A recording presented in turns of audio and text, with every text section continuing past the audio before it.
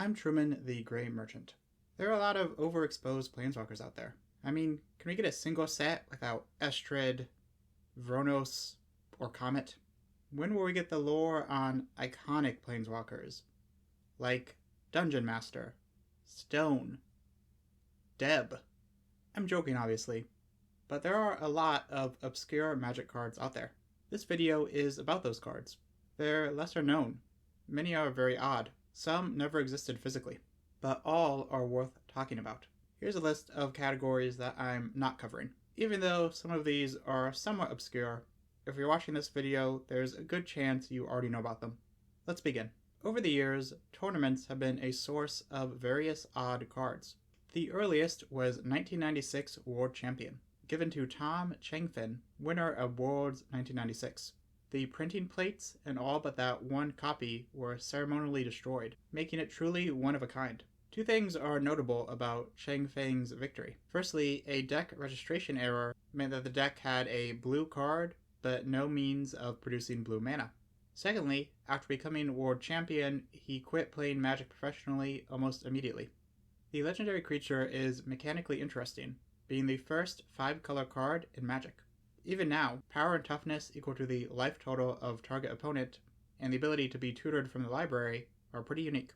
It also features some nice Christopher Rush art. A 2002 article states that at last word, Changfeng still has the card in his home in a screw-down plastic case, while a 2004 article says the card is encased in a trophy. I believe Changfeng sold the trophy many years later to a collector for thousands of dollars. A 2005 article increased the rumored worth to tens of thousands of dollars. In 2017, a $200,000 eBay listing of unclear authenticity for the card was posted.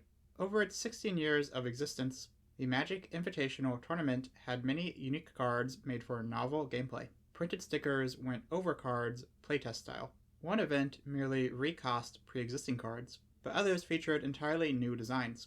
For example, the 1998 Invitational featured new cards designed by Mark Rosewater. He stated that the rule was they had to be designs that we wouldn't make for a set we'd release in the next 5 years, so I did a lot of mixing and matching. Enjoy these photos of a computer screen. While some of these are mundane by our modern standards, there's a lot of forward thinking. That's a white reclamation sage. 2000 and 2002's custom card displays are a lot easier on the eyes. At most, 16 of each of these cards existed.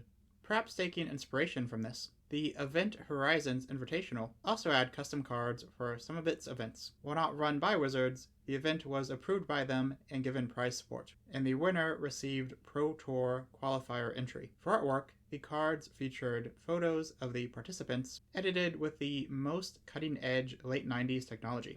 Also some not safe for work art that I'm not going to show here. Similarly, Magic Libraries claims that Pro Tour Chicago 1997 featured an event with new cards from Donald X. Vaccarino's custom set Edge of the World Expansion X. I'd like to learn more information on that because I can't find it substantiated elsewhere.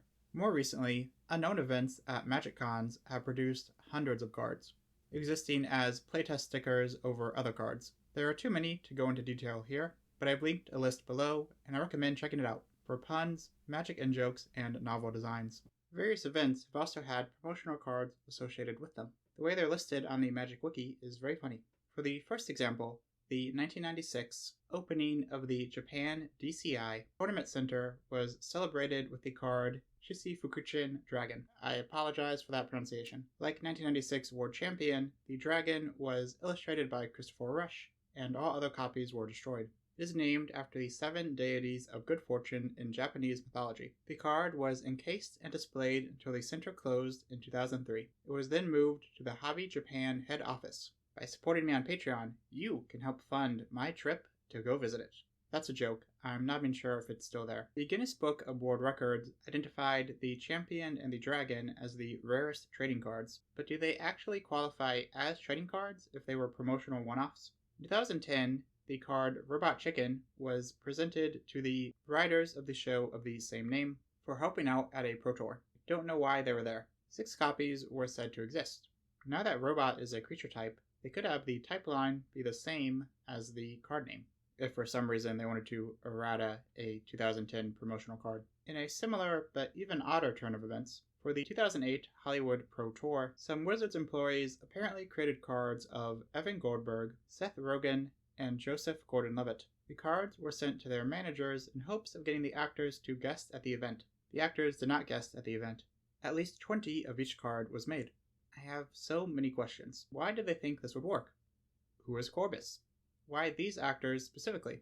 How did they determine each actor's color identity and stats? Why is Seth Rogen's ability so much more powerful than the others? Also, I want to personally apologize for failing to consider these cards in my video where I looked at every single silverboard card to see which worked in black border. Here's where they would go.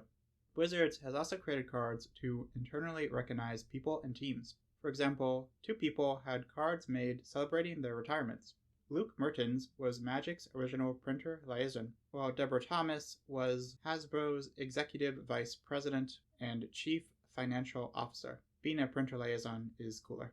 Mertens was given 15 to 20 regular cards, 2 oversized cards, and 2 oversized boosters. Oddly, Thomas reportedly did not receive her card, while artist Kieran Yanner didn't know that the artwork was for a card.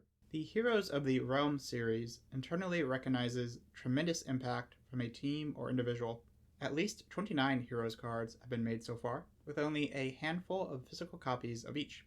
They're all Magic cards, though some recognize the teams behind other Wizards games. The recipients of the award get to design the cards themselves. Each card references the project being recognized to varying degrees of subtlety. For example, War of the Spark celebrates the team behind War of the Spark, while Andrios Roaming Explorer celebrates the team behind the Arena mobile app by referencing operating systems and aspect ratios. Heroes cards have a unique back. As of 2019, they are legal in Commander for the person whose name is at the bottom of the card and the person to whom the card was given. Heroes of Kamigawa is the only card where the Wanderer has a subtype. You know, I should have put one of these characters in my Planar Chaos video. As far back as 1994, Wizards employees and associates were making fun cards internally. Some were even included in the God books that contained every existing card. Painful Hedgehogs is the most flavorful first strike card ever printed. Urza's lawn ornament is also great. There is also a card celebrating the life of a Wizards employee who passed, and several celebrating important events from Richard Garfield's life. I chose not to discuss them in detail or show them, just in case they were meant to be private. 2010's The Sorcerer's Apprentice is currently the closest thing Magic has to a movie or TV show, as in-universe, a famous magician is sponsored by the brand. I wrote this before the latest movie was announced, by the way. We'll see if that happens. In the real world, R&D made 5 cards of the character. One is a pre-existing card, which I know I said I wouldn't mention, but I just wanted to point out that Drake Stone plagiarized the pre-existing flavor text, which I think is very funny. There are 4 new cards. I feel like Illusory Thoughts would see play in the worst stacks deck you can imagine. There's also a whole category of card-adjacent items, like planes, phenomenons, schemes, and vanguards. And a level beyond that, the various supplementary Magic, board, and party games have had their own cards. In chronological order, there's Arena of the Planeswalkers from 2015 and its 2 2016 expansions, Heroes of Dominaria from 2018, and Ravnica Inquisition from 2019. 2017's Explorers of Ixalan also had tiles with text that you shuffle, which are arguably comparable to cards. Video games have also long been a source of unique cards, predating the better-known Arena Alchemy cards by decades in some instances. For example, the 1997 Microprose game had 12 new cards. Much like Alchemy cards, many have random effects and permanent abilities that would be inconvenient to do in physical Magic. Call from the Grave might have my favorite art in the game. A couple of these cards have been physically printed in various forms. The aforementioned Call from the Grave became a playtest card. This art's still pretty good. Aswan Dragwar became an oversized promo, included with the first 50,000 copies of the game.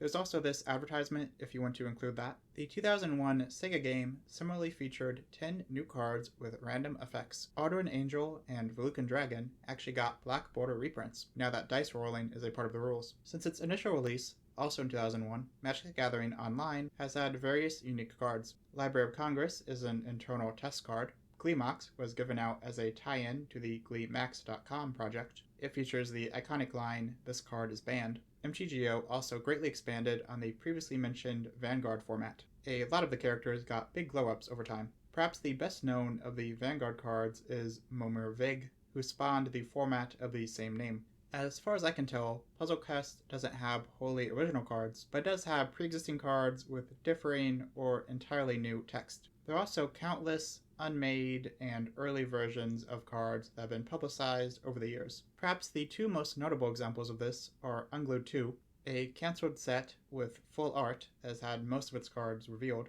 and the iconic original Magic playtest cards, which use simple art, pre-existing images, and goofy photocopies. For double obscurity, the previously mentioned Micropose game also had unmade cards, as revealed in its code. They lack text boxes and mostly lack art. Finally, in 1998 and 1999, Mark Rosewater created 21 cards for the extra pulled feature of the Wizards tie-in magazine, The Duelist. They could be cut out and glued to a regular Magic card. There are also 3 similar cards from earlier issues. They feature art from many noted Magic artists, like Mark Tedin, Mark Poole, and Rebecca Grai. These cards are comparable to uncards, with Magic in-jokes, pop culture references, and irregular gameplay. A couple of the cards were even cut from unsets. Man, they would not make this joke today. Thanks for watching. Let me know your favorites below, or if I missed anything. Sources are in the description. As always, big thanks to my patrons. You can support this channel there with a YouTube membership, or just by liking, subscribing, sharing, or watching another one of my videos. Bye!